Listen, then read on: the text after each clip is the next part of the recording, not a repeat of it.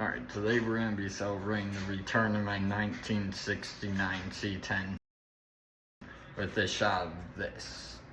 69% alcohol by volume. As you can see, it's sealed.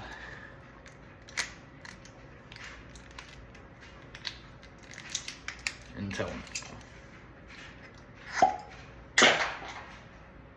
That was...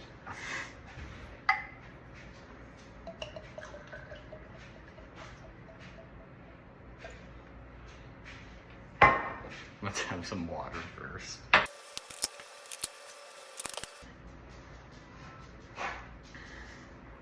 Cheers.